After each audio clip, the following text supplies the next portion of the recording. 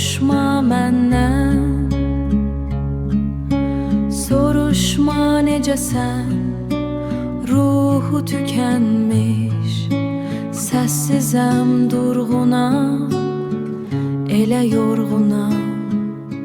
Soruşma necəsən, necə olacaq?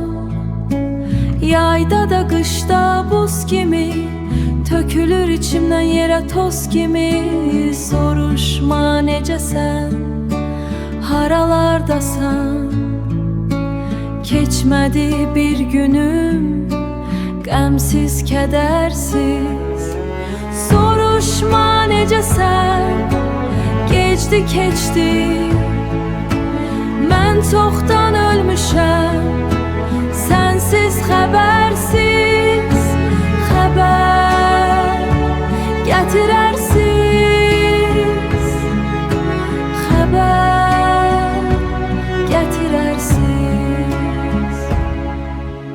Mən kimi adamlar çox yaşamır ki, həsrətə sanıb günlərin sayısını. Sevgisi tökülübdür sabaha.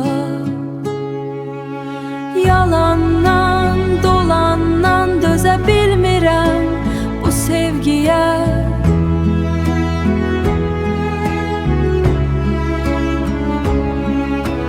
Qaranlıq dünyadan alıblar gizlicə.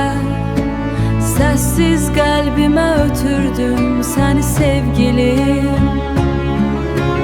Gəl bu gecə oyaq qalım, qurban olsun yuxum sənə sevgilim. Soruşma necəsən, sən ən zəif nöqtəmsən.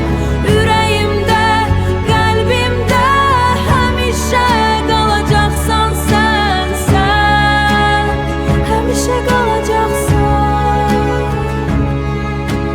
Mənim halım xoş olanda, sənin yanım boş olanda, gözlərindən yaş olanda, gəlib silsəm sənin göz yaşlarını. Çox üzülə darıxarsan, darıxdığım kimi məni məhv edərsən, həmişə filləşdiyim kimi.